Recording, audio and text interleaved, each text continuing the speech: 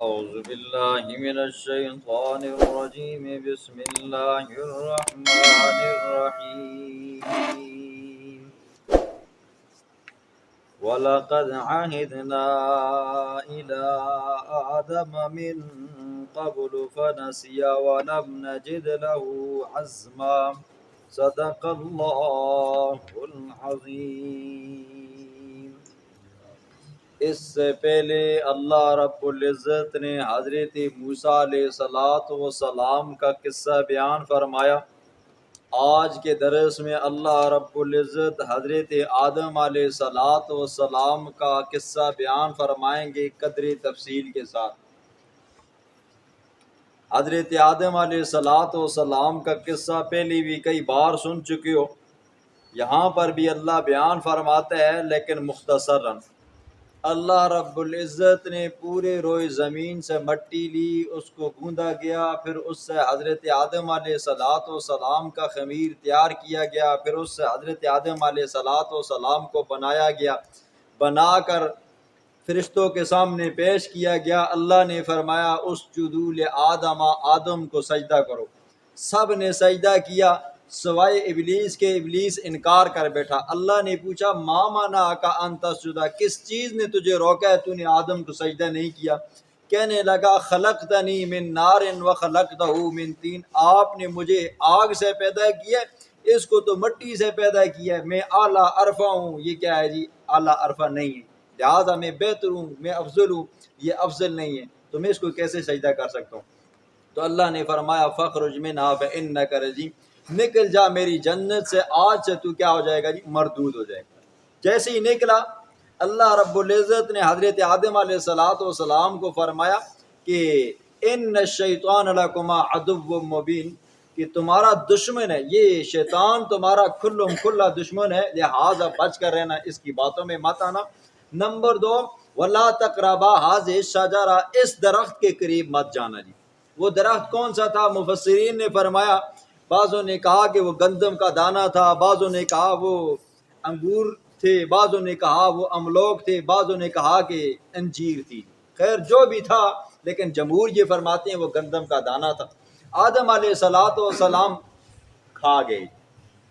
اب جب کھا گئے تو اس کی وجہ بھی مفسرین نے بیان فرمائی ہے، 4 وجوہات کی بنا پر حضرت آدم علیہ السلام سے یہ خطا ہو گئی۔ پہلی یہ ہے، شیطان حضرت آدم علیہ السلام کے پاس آیا، مئی حوا کے پاس آیا، انہیں ورغلایا پھسلایا اور آ کر کہنے لگا وَقَاسَمَهُمَا إِنِّي لَكُمَا لَمِنَ النَّاصِحِينَ، اللہ دی قسمیں میں تو ساڑا بہوں وڑا خیر پان، قسمیں اٹھائیں جی۔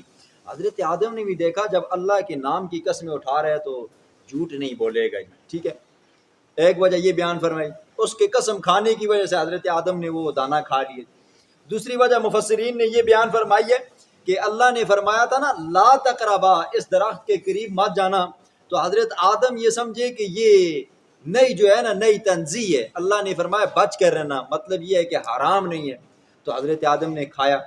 اور تیسری وجہ مفسرین نے یہ بیان فرمائی ہے کہ جب آیا نا ابلیس آدم کے پاس آ کر کہنے لگا کہ بھائی اس کو کھاؤ، اب اللہ نے کیا کر دیا جی؟ وہ حکم اٹھا دیا، پہلے اللہ نے کہا تھا اب آپ کو اجازت ہے جی۔ تو حضرت آدم نے سمجھا چونکہ یہ فرشتوں کے ساتھ اٹھتا ہے بیٹھتا رہتا ہے، آتا جاتا رہتا ہے، تو اس کو علم ہو گیا ہوگا، لہٰذا یہ کھا بیٹھے۔ چوتھی وجہ مفسرین نے یہ بیان فرمائی ہے کہ حضرت آدم علیہ السلام کو جب اس نے ورغلایا نا، تو حضرت آدم علیہ السلام کے ذہن میں خیال آیا کہ اللہ نے فرمایا تھا نا لا تقربا هذه الشجرہ، اس درخت کو نہ کھاویں، تو حضرت آدم نے سمجھا کہ اللہ نے خاص اسی درخت کا ذکر فرمایا تھا، تو حضرت آدم نے اس درخت کو چھوڑ کر اسی جنس کا، اسی قسم کا ایک اور درخت تھا، اس سے کھایا۔ تو اب ہوا کیا جی؟ جیسے ہی کھایا اللہ رب العزت نے وہ جنتی لباس اتار دیا، جنتی لباس اترا، دونوں کے بدن نظر آنے لگ گئے جی، شرمگاہیں نظر آنے لگی۔ فَطَفِقَا يَخْصِفَانِ عَلَيْهِمَا مِنْ وَرَقِ الْجَنَّةِ، کہ اپنے آپ کو جنت کے پتوں سے لپیٹنے لگے۔ پیچھے آپ نے تفصیل سنی ہے جی، جس درخت کے پاس جاتے وہ درخت اپنی ٹہنیوں اٹھا لیتا جی، اپنے پتے دینے کے لیے تیار نہیں تھا۔ یہ خطا ہوئی، اس کے بدلے میں اللہ نے فرمایا اب کیا کرو جی؟ اخرج، اہبطوا منہا، یہاں سے اتر جاؤ، زمین میں جاؤ گے، بعضکم لبعض عدو، تم میں سے بعض کے دشمن ہوگے۔ پھر آپ نے سنا اللہ نے حضرت آدم کو 2 بیٹے دیے تھے، ایک کا نام حابیل تھا، ایک کا نام قابیل تھا، قابیل نے حابیل کو قتل کر ڈالا۔ آج بھی دشمنیاں چل رہی ہیں، حسد چل رہا ہے، بغض چل رہا ہے جی، ایک دوسرے کے خون کے پیاسے ہیں۔ باقی تفصیل بیچ میں آئے گی جی۔ بسم اللہ الرحمن الرحیم۔ وَلَقَدْ عَهِدْنَا، البتہ تحقیق عہدنا، ہم نے تاکید کی تھی، لا آدم، آدم کو، من قبل، اس سے پہلے، فنسیا، پس حضرت آدم علیہ السلام بھول گئے۔ یہ بھولنا کوئی عیب نہیں ہے، ہاں اللہ رب العزت نہیں بھولتا، باقی مخلوقات کے اندر یہ بھولنے والی صفت ہے۔ آدم بھولے تھے، آج ان کی اولاد بھی کیا ہوتی ہے جی، بھول جاتی ہے جی۔ وَلَمْ نَجِدْ لَهُ عَزْمًا، اور ہم نے نہیں پایا آدم کو عزمًا، پختگی کرنے والا جی، جو بات کی تھی اس بات کے اوپر پکا نہ رہ سکا جی، کھا گیا۔ وَإِذْ قُلْنَا لِلْمَلَائِكَةِ اسْجُدُوا، جب کہا ہم نے فرشتوں کے لیے اسجدوا، سجدہ کرو، لآدم، آدم کو، فسجدوا، سب نے سجدہ کیا، الا ابلیس، مگر ابلیس نے، ابا، انکار کیا۔ کیسے سجدہ؟ اب دیکھیں امام کے پیچھے آپ ہوتے ہیں، امام کہتا ہے اللہ اکبر، امام بھی سجدے میں ہوتا ہے، مقتدی بھی سجدے میں ہوتے ہیں، امام بھی رکوع میں ہوتا ہے تو مقتدی بھی رکوع میں ہوتے ہیں۔ سارے فرشتوں نے سجدہ کیا، ابلیس ایسی اکڑ کر کھڑا رہا جی، انا آگے نہیں ہوتا ہے نا جی، یہ انا، لفظ انا، میں جو ہوتا ہے نا جی، یہ بندے کو لے ڈوبتا ہے جی۔ شیطان کو بھی یہی لگا، لے ڈوبا تھا، کہنے لگا خلقتنی من نار و خلقت انا خیر من، اور میں اعلیٰ افضل ہے۔ آدم مٹی ہے جی، مٹی تو تلے رہندی ہے جی، آگ جلا لیتی ہے، تو یہ انا آ گئی نہیں، تکبر غرور آ گیا، اللہ کو یہ پسند نہیں ہے۔ فقلنا، ہم نے کہا، یا آدم، اے آدم، ان ھذا، بے شک یہ، عدو، دشمن ہے، لکا، تیرے لیے، ولزوجک، تیری بیوی کے لیے، فلا یخرجنکما من الجنۃ فتشقی، پس نہ نکالے تم دونوں کو جنت سے، فتشقی، پس آپ مشقت میں پڑ جاؤ گے۔ اس کی باتوں میں مت آنا، اگر اس کی باتوں میں آؤ گے تو آپ جنت سے بھی نکالے جاؤ گے، پھر آپ دنیا میں جاؤ گے، زمین کے اوپر جاؤ گے تو آپ مشقت میں پڑ جاؤ گے۔ اب دیکھیں جی، حضرت آدم علیہ السلام کو فرشتوں نے سجدہ کیا، یہ سجدہ تعظیمی تھا۔ ان شریعتوں کے اندر سجدہ تعظیمی جائز تھا، جیسے آپ نے سنا ہے جی، وہ حضرت یوسف علیہ السلام کے بھائی بھی حضرت یوسف کو گر گئے تھے، ان شریعتوں کے اندر کیا تھا جی، جائز تھا۔ ہماری شریعت کے اندر جائز نہیں ہے، اگر جائز ہوتا نا، اللہ کے پاک پیغمبر نے، ہاں ایک صحابی ہے جی، وہ دوسرے ملک سے ہو کر آیا تو حضور کو آ کر کہنے لگا، یا رسول اللہ، میں نے ایک عجیب منظر دیکھا اس ملک کے اندر جی، وہاں کے باشندے، وہاں کے لوگ اپنے بادشاہ کو آتے تھے، سجدہ کرتے تھے تعظیماً جی، تو یا رسول اللہ اگر یہ سجدہ کرنا جائز ہے تو آپ کے لیے تو ہم بطریق اولا کر سکتے ہیں، آپ تو اعلیٰ افضل ہو، آپ تو امام الانبیاء، اللہ کے پاک پیغمبر نے فرمایا جب میں مر جاؤں گا تو کیا میری قبر کو بھی سجدہ گاہ بناؤ گے؟ صحابی کہنے لگا، یا رسول اللہ نہیں، حضور نے فرمایا پھر میری زندگی بھی مجھے سجدہ مت کرو جی۔ حضور نے فرمایا اگر میری امت کے اندر سجدہ کرنا جائز ہوتا تو میں عورتوں کو کہتا، بیویوں کو کہتا کہ وہ اپنے خاوندوں کو سجدہ کرو، لیکن جائز نہیں ہے، لہٰذا بیوی کے لیے بھی جائز نہیں ہے وہ اپنے خاوند کو سجدہ نہ کرے، ٹھیک ہے جی۔ فرمایا ان لک اللہ تجوع فیہا ولا تعری، بے شک آپ کے لیے اللہ تجوع فیہا، اس جنت کے اندر بھوک نہیں ہے۔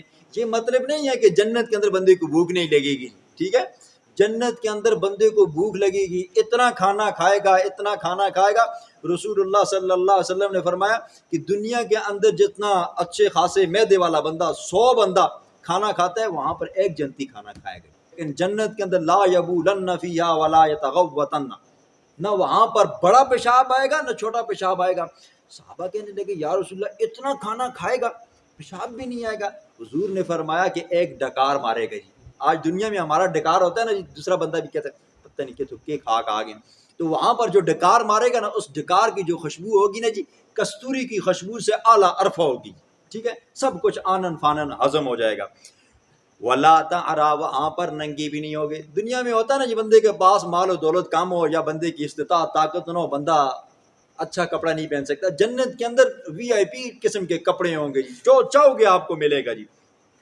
وَأَنَّكَ لَا تَظْمَأُ فِيهَا وَلَا تَضْحَىٰ، نہ وہاں پر پیاس ہوگی، وَلَا تَضْحَىٰ، نہ بہت زیادہ دھوپ ہوگی جلانے والی، اتنی پیاس بھی بندے کو نہیں ہوگی۔ دیکھو نا دنیا میں ہمیں پیاس لگتی ہے تو ہم نے ڈھال ہو جاتے ہیں جی، وہاں پر ایسی پیاس نہیں لگے گی۔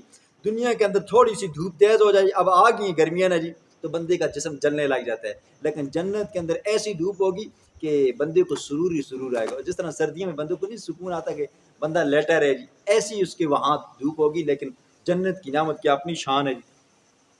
فوسوس الیہ الشیطان، وسوسہ ڈالا حضرت آدم کی طرف شیطان نے، قالا، کیا وسوسہ تھا جی، دیکھیں جی کتنا خبیث ہے جی۔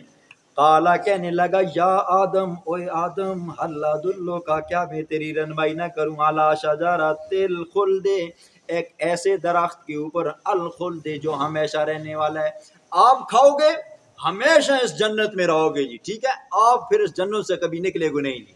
نمبر 2، وَمُلْكٍ، اور ایسی بادشاہت آپ کو مل جائے گی جو ہمیشہ والی ہے۔ نمبر 3، لا یبلا، جو پرانی نہیں ہوگی۔ نمبر 1، یہ درخت کھاؤ گے آپ ہمیشہ ہمیشہ جنت میں رہو گے۔ نمبر 2، آپ کی یہ جو بادشاہت ہے نا ہمیشہ ہمیشہ آپ کے پاس ہوگی۔ نمبر 3، یہ پرانی بھی نہیں ہوگی، اللہ نے آپ کو اس لیے منع کیا ہے، آپ کھاؤ، آپ یہیں پہ رہو گے۔ فَأَكَلَا، بس کھا لیا دونوں نے، مائی حوا نے، حضرت آدم نے، اس درخت میں سے، فَبَدَتْ لَهُمَا، پس ظاہر ہوگی ان دونوں کے لیے، سَوْآتُهُمَا، ان کی شرم گاہیں، ٹھیک ہے، 70 کھول گیا جی، آٹومیٹک جنتی لباس اتر گیا۔ وَاتَّفِقَا، اور دونوں شروع ہو گئے، یخصفان، جوڑنے لگے، علیہما، اپنے اوپر، میں ورق الجنہ، جنت کے پتے۔ وَعَصَىٰ آدَمُ، قصور کر بیٹھا بغیر ارادے کے، بغیر عزم کے، حضرت آدم اپنے رب کے ہاں، فغوا، بس غلطی میں پڑ گیا۔ یہ معنی نہیں کرنا کہ آدم نے نافرمانی کی اور گمراہ ہو گیا، العیاذ باللہ جی، نہیں، آگے آیات کا ترجمہ بھی بڑا کمال کا ہے۔ وَعَصَىٰ، قصور کر بیٹھا جی، غلطی ہو گئی جی، خطا ہو گئی آدم سے اور غلطی میں پڑ گیا جی۔ ثم اجتباہ، پھر اللہ نے جنت سے نکالا، دنیا میں آئے، پھر کئی سالوں کے بعد اللہ نے توبہ کو قبول فرمایا۔ ثم اجتباہ، پھر اللہ نے آدم کو چن لیا، فتاب علیہ، پھر حضرت آدم نے رجوع فرمایا اللہ کی طرف، وہدا، پھر اللہ نے اسے ہدایت پر ثابت قدم رکھا۔ غلطی ہوئی، غلطی کے اوپر نادم ہوا جی، انسان کی یہ صفت ہے، غلطی ہو جائے تو غلطی کو مان لے جی، لیکن جو غلطی کو نہیں مانتا یہ شیطان کی صفت ہے۔ وہاں پر شیطان اکڑ گیا تھا حضرت آدم سے، یہاں پر غلطی ہوئی، کوئی دلیل نہیں دی، اے اللہ ربنا ظلمنا انفسنا، بس غلطی ہو گئی ہے جی۔ پھر اللہ کے ہاں توبہ کی، اللہ نے توبہ قبول فرمائی، پھر اللہ نے ہدایت دی، اور وہ ہدایت پھر ہمیشہ کے لیے رہی۔ قالا، اللہ نے فرمایا سزا کے طور پر، اہبطا، تم دونوں اتر جاؤ، مناس، جنت سے، جمیعاً، اکٹھے، بعضکم لبعض عدو، نمبر 2، تم میں سے بعض بعض کے لیے دشمن ہوں گے۔ فَإِمَّا يَأْتِيَنَّكُمْ، پس اگر آئے تمہارے پاس، منی، میری طرف سے، ہدن، ہدایت، اسے قبول کر لینا، فَمَنِ اتَّبَعَ ہدایا، پس جس بندے نے ہدایت کو قبول کیا، فَلَا يَضِلُّ، پس وہ گمراہ نہیں ہوگا، نہ دنیا میں، وَلَا يَشْقَىٰ، اور نہ مشقت میں پڑے گا آخرت میں۔ وَمَنْ أَعْرَضَ عَنْ ذِكْرِي، جس بندے نے اعراض کیا میرے ذکر سے، میرے قرآن سے، فَإِنَّ لَهُ، یاد رکھنا بے شک اس کے لیے، معیشتاً، زندگی کو، ضنکاً، تنگ کر کے رکھ دوں گا، وَنَحْشُرُهُ، اور قیامت والے دن اس کو اٹھاؤں گا، اعمیٰ، اندھا کر کے، ٹھیک ہے۔ مفسرین فرماتے ہیں ذکر سے مراد قرآن بھی ہے، اور ذکر سے مراد اللہ کی یاد بھی ہے جی۔ آپ نے سنا ہے انا نحن نزلنا الذکر، کیونکہ قرآن کا ایک نام ذکر بھی ہے۔ جو بندہ قرآن کو پس پش ڈالتا ہے، اللہ رب العزت اس کا جینا حرام کر دیتے ہیں، یہ دنیا کے اندر سزا اللہ دیتا ہے جی، ٹھیک ہے۔ نمبر 2، قیامت والے دن جب قبروں سے اٹھیں گے نا جی، جو لوگ دنیا میں آنکھوں سے دیکھا کرتے تھے وہ آنکھوں سے اندھے ہوں گے، اور بعض مفسرین نے اس کا یہ معنی کیا کہ ومن اعرض عن ذکری، جو بندہ میری یاد سے غافل رہا جی، کبھی اس نے مجھے یاد نہیں کیا، اللہ فرماتے ہیں میں اس کا جینا حرام کر دوں گا جی، ٹھیک ہے۔ آج ہوتا ہے نا جو لوگ دنیا کے پیچھے پڑ جاتے ہیں جی، بالکل دین کو بلا دیتے ہیں، اللہ کو بلا دیتے ہیں، اور ہم لوگ سمجھتے ہیں یہ کروڑ پتی ہے، ارب پتی ہے، کھرب پتی ہے، واہ کتنی سونی خوبصورت اچھی زندگی گزر رہی ہے، آتا بھی ہے کروڑے پہ، جاتا بھی کروڑے پہ ہے، کھانا بھی اس کا عجیب و غریب قسم کا ہے۔ یقین مانو ایسے لوگ رات کو گولیاں کھا کر سوتے ہیں، اور غریبوں کو دہاڑ لگائی، رات کو بیوی بچوں کے ساتھ بیٹھ کر کھایا اور آرام سکون کا ساتھ سو گئی۔ اب وہ جو امیر ہوتے ہیں نا جی، وہ سوچتے ہیں جی آج اتنے کمائیں کل کتنے کمائیں گے جی، آج اتنے کما لیں گھر میں اتنے جمع ہیں جی، کہیں سے چور نہ آ جائیں جی، اگر آ گئے تو مجھے کوئی قتل نہ کر ڈالے جی۔ یہ 24 گھنٹے اس کو ڈر لگا رہتا ہے اپنی دولت کا۔ غریب بندے کو کیا ڈر ہے جی، پیسے ہیں ہی نہیں ہے، چور کدھر سے آئیں گے جی، اور کل بس یہ ہے کہ اپنی روزی کمانی ہے۔ تو اللہ فرماتے ہیں پھر ایسے لوگوں کی زندگی کو میں کیا کر دیتا ہوں جی، تنگ کر دیتا ہوں، اور آخرت میں کیا کروں گا جی، اندھا کر کے اٹھاؤں گا۔ جب اندھا کر کے اٹھایا جائے گا، آگے اللہ فرماتے ہیں کالا رب، وہ لوگ کہیں گے تعجب کے طور پر، رب اے میرے رب، لما حشرتنی، کیوں تو نے مجھے اٹھایا اعما، اندھا کر کے، میرا کیا قصور تھا؟ اے اللہ دنیا میں تمہیں دیکھا کرتا تھا، یہاں پر اٹھاؤں تو میں کیا ہوں جی، اندھا ہو گیا ہوں، نبینا ہو گیا ہوں۔ وقد كنت بصیرا، تحقیق میں دیکھنے والا تھا۔ کالا، اللہ فرمائیں گے کذالک، اسی طرح اتت کا آئی تھی تیرے پاس آیاتنا، ہماری آیات، ہمارے احکامات، ہمارے پیغمبر کی تعلیمات، فنسیتہا، تو نے اسے بلا دیا تھا، وکذالک الیوم تنسا، اسی طرح آج کے دن تجھ کو بلا دیا جائے گا۔ جس طرح دنیا میں تو نے میرے دین کو، میرے پیغمبروں کے لائے ہوئے دین کو، میرے احکامات کو بلا بیٹھا تھا نا جی، آنکھیں بند کر کے موج مستیاں مارا کرتا تھا، دیکھتا ہی نہیں تھا قرآن کیا کہتا ہے، اللہ کا قانون کیا کہتا ہے، پیغمبر کی شریعت کیا کہتی ہے۔ اللہ فرماتے ہیں جس طرح دنیا میں تو اندر آنا جی، یہاں پر بھی تو کیا جی، اندر ہی رہ گئے۔ وَكَذَلِكَ، اسی طرح نجزی، ہم بدلہ دیتے ہیں، من اسرف، من اس بندے کو جو کیا کرتا ہے جی، اسراف کرتا ہے، اے اشرکا، جو شرک کرتا ہے۔ اسرف، اسراف سے اگر ہو تو مطلب یہ ہے کہ اگر آپ کا گزران 10 روپے پہ چلتا ہے تو آپ کو 11 روپے خرچ کرنے کی اجازت نہیں ہے۔ آپ کی روٹی اگر دال ساگ پہ گزارا چل سکتا ہے تو آپ کو زیادہ ڈشیں بنانے کی ضرورت نہیں ہے، وغیرہ وغیرہ۔ یعنی کہ جس چیز کی جتنی ضرورت ہے، ہاں پانی ہے، مثلا ایک لوٹے سے آپ کا پانی وضو ہو سکتا ہے تو آپ کو 4-5 لوٹے خرچ کرنے کی اجازت قطعاً نہیں ہے۔ اور ایک آ گئی ہے تبذیر جی، تبذیر یہ ہے جہاں پر آپ کو اجازت نہیں ہے جی مال خرچ کرنے کی، وہاں پر خرچ کرتے ہو۔ یہ کیا ہے جی، اللہ کا قرآن کہتا ہے ان المبذرین کانوا اخوان الشیاطین، جو لوگ تبذیر کرتے ہیں، فضول خرچی کرتے ہیں، وہ شیطان کے بھائی ہیں جی۔ شیطان کے بھائی کیوں ہیں؟ دیکھیں شیطان کو اللہ نے طاقت دی ہے جی، نیکی کرنے کی بھی بدی کرنے کی بھی، لیکن اس ظالم نے کیا کر دیا جی، نیکی والی جو طاقت تھی اس نے بدی میں خرچ کر دی ہے۔ اور اس بندے کو اللہ نے مال دیا، سیدھے راستے میں خرچ کر تاکہ تیری دنیا بھی بن جائے، آخرت بھی بن جائے، تیرا یہ نام ہے مال کے اندر یہ اچھے سے اچھا لکھا جائے۔ لیکن یہ کیا کرتا ہے، جب اس کو کہو نا جی مسجد مدرسے کے لیے دو یا یہ ہے کہ کسی فقیر غریب کو دے دو، کہتا کچھ نہیں ہے جی۔ اور جب دوسرے حرام کام آتے ہیں نا جی، وہاں پر دل کھول کر لگاتا ہے۔ اللہ فرماتے ہیں یہ کیا ہو جائے گا، شیطان کا بھائی بن جاتا ہے۔ وَكَذَلِكَ، اسی طرح نجزی، ہم بدلہ دیتے ہیں، من اسرفا، جو اسراف کرتا ہے، جو شرک کرتا ہے، وَلَمْ يُؤْمِن بِآيَاتِ رَبِّهِ، اور اپنی رب کی آیات کے اوپر ایمان نہیں رکھتا، وَلَعَذَابُ الْآخِرَةِ أَشَدُّ وَأَبْقَىٰ، البتہ آخرت کا عذاب بہت زیادہ سخت ہے جی، اللہ معاف فرمائے۔ وَأَبْقَىٰ، اور وہ عذاب ہمیشہ رہنے والا ہے۔ دنیا کے اندر اگر اللہ کسی بندے کو عذاب کے اندر مبتلا کرتا ہے نا، تھوڑی بہت گرفت میں پکڑتا ہے نا، پھر اللہ چھوڑ دیتا ہے، لیکن آخرت کے اندر جب پکڑے گا نا جی، پھر وہ کیا ہے جی، ہمیشہ کے لیے پکڑ ہوگی، وہ کبھی چھوٹنے والی نہیں ہوگی۔ افلم یہد لہم، کیا پس نہیں ہدایت ہوئی ان کے لیے، کم الکنا، کتنی ہم نے ہلاک کیے، قبلہم، ان سے پہلے، من القرون، بستیوں میں سے۔ جب یہ عرب کے لوگ جاتے تھے نا جی تجارت کی غرض سے، یمن سے، شام سے ہو کر، فلسطین سے ہو کر، تو یہ ان بستیوں سے گزرا کرتے تھے جو پہلے زمانے کے اندر قومیں تھی جی، قوم عاد، قوم سمود، قوم لوط، قوم تبا، قوم شعیب وغیرہ وغیرہ جی۔ تو ان بستیاں سے گزرتے تھے، کھنڈرات تھے جی، آج بھی کھنڈرات موجود ہیں جی۔ تو اللہ فرماتے ہیں ان کو ابھی تک عبرت حاصل نہیں ہوئی، جاتے ہیں اپنی آنکھوں سے دیکھتے ہیں، یہاں پر بھی بڑے بڑے طوفان، بڑے بڑے مالدار جگیردار، بڑے بڑے طاقتور پہلوان رہتے تھے، ہم نے ان کو صفحہ ہستی سے مٹایا، تم کس بات کی مولی ہو؟ فرمایا یمشون فی مساکنہم، چلتے ہیں ان کی گزرانگاہ کے اندر، ان کی رہائش گاہوں کے اندر، ان فی ذالک، بے شک اس کے اندر، لآیات، البتہ نشانیاں، لأولن نہا، عقل والوں کے لیے۔ عقل ہے تو وہ عقل بندے کو بتاتی ہے یہ کام اچھا ہے، یہ کام برا ہے جی، اس کے کرنے کے اندر یہ فائدہ ہے، اس کے کرنے کے اندر یہ نقصان ہے۔ اگر عقل نہیں ہے تو پھر موجیں ہی موجیں جی۔ کل کے درس میں آپ نے مختصراً حضرت آدم علیہ السلام کا قصہ سنا۔ آخر میں اللہ رب العزت نے فرمایا افلم یعد لہم کم اہلکنا قبلہم من القرون، کیا ہو گیا ان لوگوں کو، ان کے پاس ہدایت نہیں آئی؟ ان سے پہلی بھی کتنی بستیاں آئیں، کتنی امتیں آئیں جن کو ہم نے صفحہ ہستی سے مٹایا، تو یہ باز نہیں آتے؟ کیوں نہیں میرے پیغمبر کی بات کو مانتے، میرے احکامات کو مانتے؟ کہیں ایسا نہ ہو تمہارے ساتھ بھی وہی ہو جو پچھلی امتوں کے ساتھ ہوا۔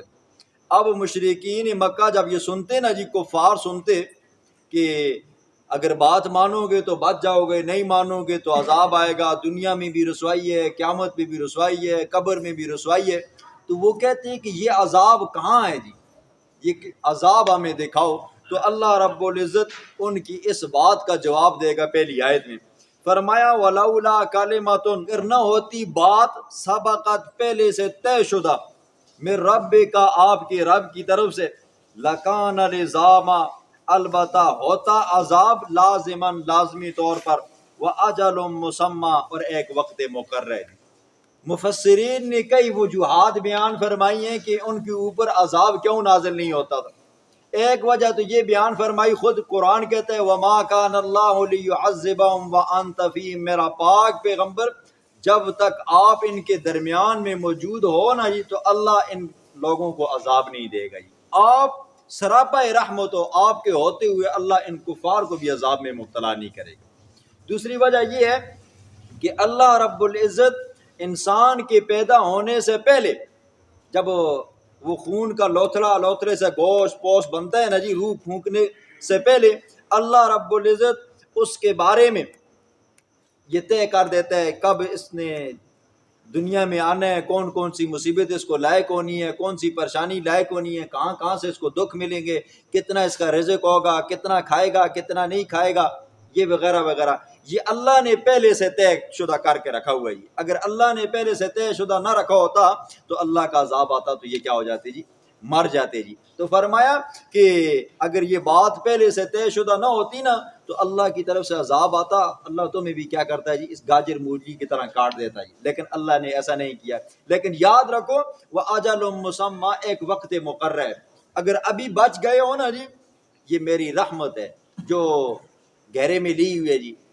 عرش کے اوپر ایک جملہ آتا ہے جی، حدیث میں آتا ہے کہ عرش کے اوپر ایک جملہ لکھا ہوا ہے وَسِعَتْ رحمتی غضبت، میری رحمت میرے غضب کے اوپر کیا ہے جی، غالب ہے۔ تو اللہ اپنی رحمت کو دیکھ کر غضب ٹھنڈا ہو جاتا ہے تو اللہ عذاب نازل نہیں کرتا۔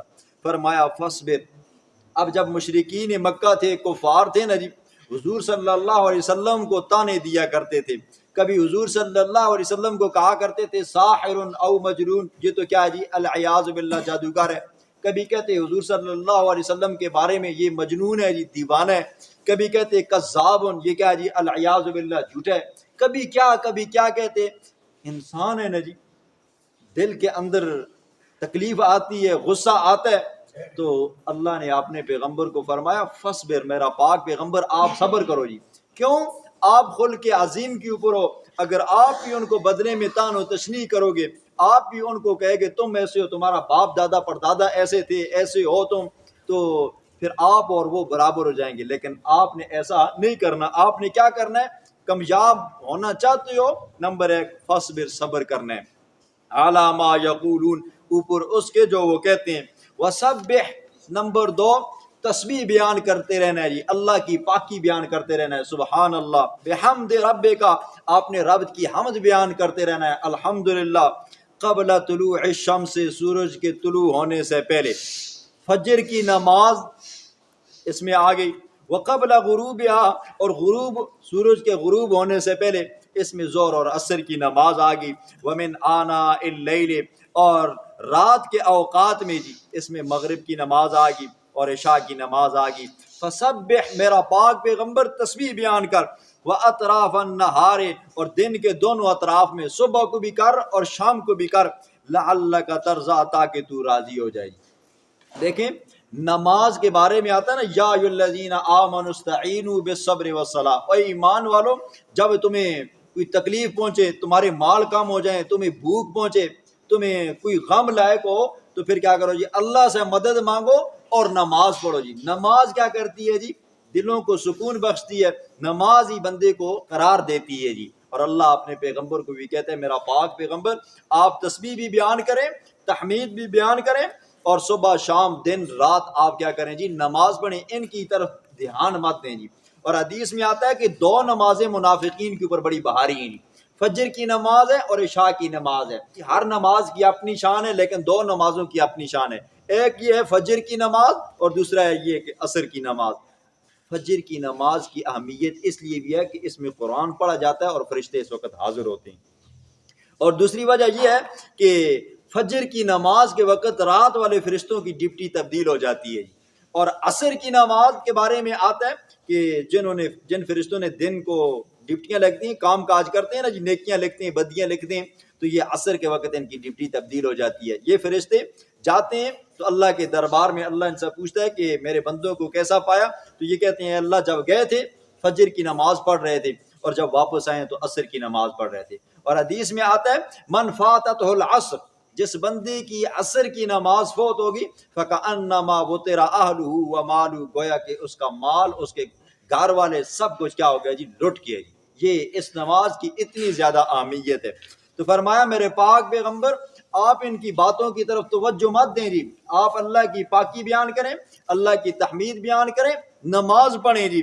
اور وَلَا تَمُدَّنَّ عَيْنَيْكَ، مت پھیلائیں اپنی آنکھوں کو، إِلَىٰ مَا مَتَّعْنَا بِهِ، اس چیز کی طرف جو ہم نے فائدے کے طور پر دیا ہے، بِهِ، اس چیز کے ساتھ، أَزْوَاجًا مِّنْهُمْ، کئی قسم کے کافروں، ان میں سے کئی قسم کے کافر ہیں، بعضوں کو اللہ رب العزت نے مسلمانوں سے بڑھا چڑھا کر دیا تھا، بعض درمیانے تھے جی، بعض کم تھے، لیکن کافروں کو اللہ رب العزت نے دنیا کے اندر بے بہا قسم کی دولت دی ہے، ہر قسم کی نعمت دی ہے۔